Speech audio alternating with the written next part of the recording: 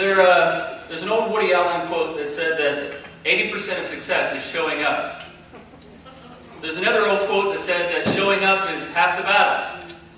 I hope that by showing up for you in this campaign, showing up for you today, and showing up for a lifetime of service gets me somewhere between half and 80% on November 2nd. Showing up is something that I learned growing up in West St. Petersburg.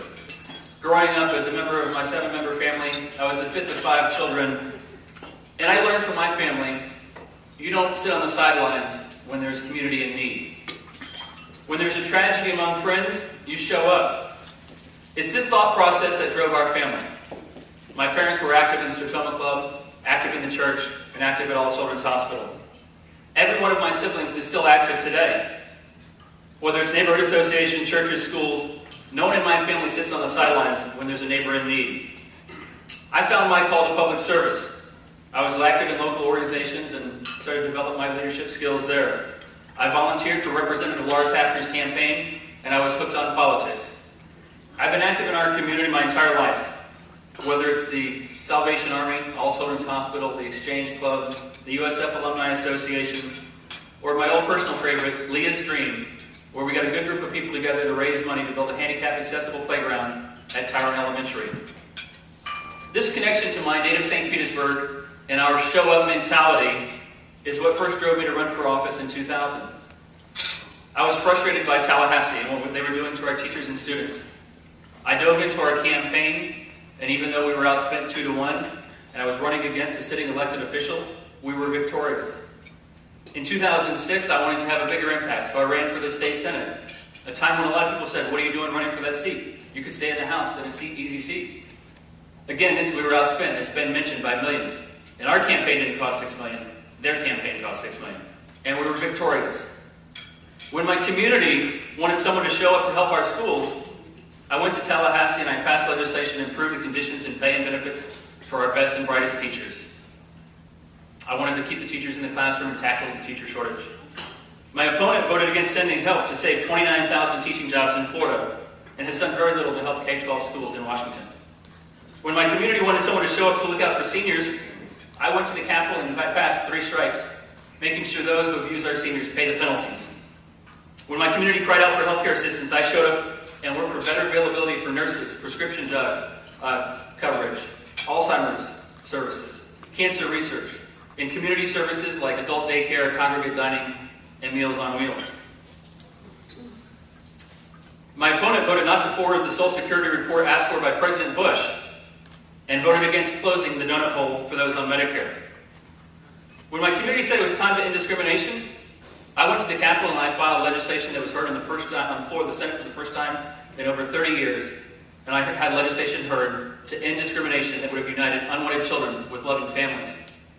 My opponent's votes continued discrimination against those who want to serve their country. When the Azalea community wanted to have someone show up when their neighborhood was contaminated by a migrating plume, I showed up and went to bat for them. I took on Raytheon and the bureaucracy of the DEP. We got the mess started to be cleaned up, and we passed legislation out of the Senate to make sure that neighborhoods never have to go through this again. My opponent remained silent. He didn't come to a neighborhood meeting. He didn't meet with our local leaders. He didn't send a staffer. He remained silent, except for taking over $100,000 in campaign money from Raytheon execs. When my community asked for someone to show up and demonstrate fiscal responsibility, I reduced my own salary. I cut my budget. And in fact, my legislative office has sent over $15,000 back to the state treasury over the last 15 months. My opponent's office budget is now over $1 million, and he's voted for as many or more pay raises than any member of Congress. In fact, after one vote, calling it the only honest vote. When my community looked for ethical representation, I showed up and sponsored legislation to sever the ties between politicians and those shadowy 527 groups that spent all the money in the 2006 race. I got the rules changed to end fundraising during all sessions and look for real campaign finance reform. My opponent earmarked millions and millions of dollars for entities and employed multiple members of his family, including $45 million for earmarks for his daughter-in-law lobbyist, and the incumbent drives a luxury vehicle paid for with lobbyist campaign contributions. He also supported spending $3 billion on an alternative engine that the Secretary of Defense says he doesn't want and doesn't need. Anyone who thinks that the 40-year incumbent is going to lead the way on reducing frivolous defense spending probably would still think it's okay to have Bernie Madoff look after pensions. When my community looked for help with military veterans, I showed up and passed legislation to prohibit insurance companies from penalizing our servicemen when they serve out of the country. I passed legislation this year to free up over $300,000 of private donations for our National Guard families who are suffering economically when their loved one is away. Money that was tied up by federal red tape. My opponent voted against the new GI Bill, voted against the military pay raise, and against minimum respirators for our servicemen. When my community is looking for jobs, I showed up to save and create Florida jobs, cutting taxes and fees on small businesses to the tune of $1.7 billion this year. My opponent had the chance to have input on the big jobs bill in Washington recently. He just didn't show up. And when our community needs funds for local priorities, I showed up and worked to bring home money for highway project, local parks, $9 million building at USF, millions for all children's, USF, St. Pete College, our local K-12, the Holocaust Museum, and beach renourishment. My opponent became so prolific at earmarks, at questionable spending on earmarks, that it led to the only thing that Republicans and Democrats have agreed on this year: no more earmarks. Speaking of earmarks, during his time as chairman of the Appropriations Committee, earmark requests went up 141%. After his chairmanship, they were reduced in half. When my community voted for term limits, I went to Tallahassee and defended their vote by not allowing the legislature to repeal that measure. My opponent said he supported term limits. Then he said he would abide by the term limits even after the courts threw them out. And then he changed his mind when he learned he may be in line for a powerful chairmanship. Ladies and gentlemen, I have passed substantial legislation on health care, consumer safety, education, and I have put forth substantial proposals during my time in office. I'm in our community every single day, and I'm in touch with those on the front lines. There's a difference between working quietly and remaining silent.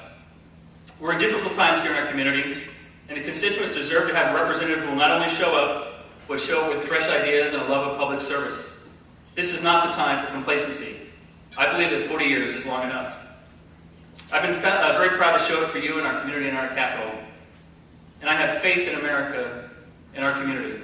I believe that we will soar again, but I don't see how we get there with the same old faces making the same old deals in the same old back rooms.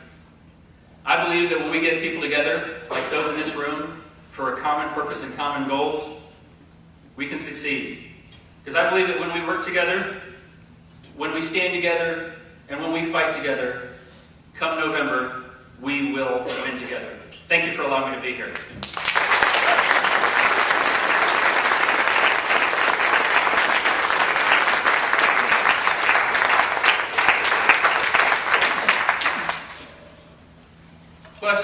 Questions? Anybody with a question? This lady right up here.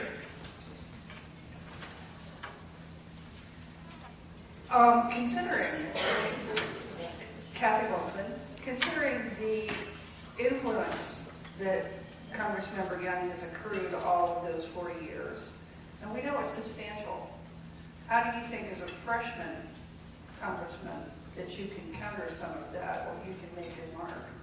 Our area really has benefited from some of the things he's brought home. Thank you for your question. Certainly, over 40 years, he's brought home a lot of projects. We don't know which party will be in power after November. But let me say this: as far as things he's done for the community, in the last 10 years, what proposal has put forth to help create jobs? What proposal to help education, to help homeowners insurance? The commercials that he has on TV right now, they tout something from 1986, and they tout something from 1995. I think it's time for someone who's going to go up there with fresh attitude and fresh ideas and work hard for today's problems. Peter.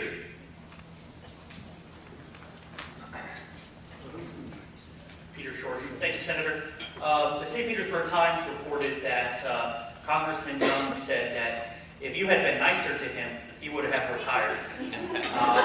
My question to you then is, A, do you regret not being nicer to Congressman Young? And B, if you had known that Congressman Young was definitely going to run at the time of your decision, would you still have ran against him?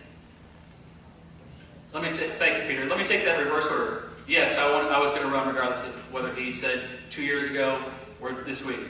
Those of us who have been in this community know that he likes to wait till the last minute. You can't wait till the last minute. I saw a need in the community and I stepped up.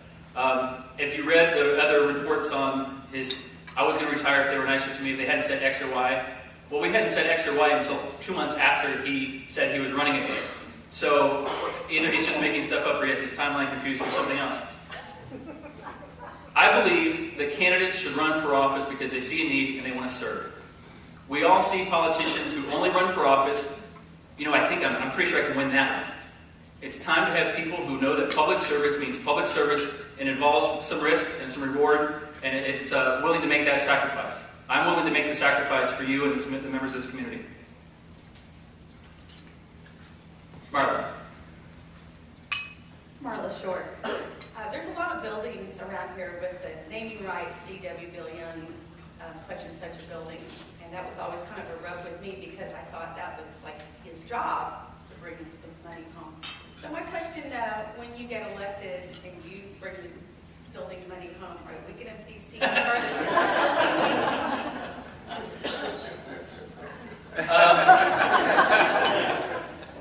Listen, those who know me, and it was mentioned in the Times editorial and the articles you see, is that I work quietly.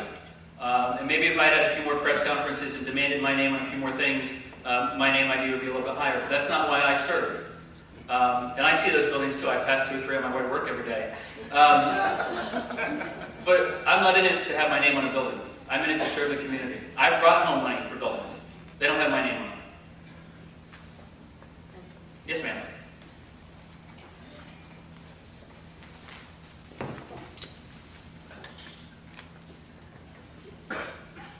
Terry Bryan.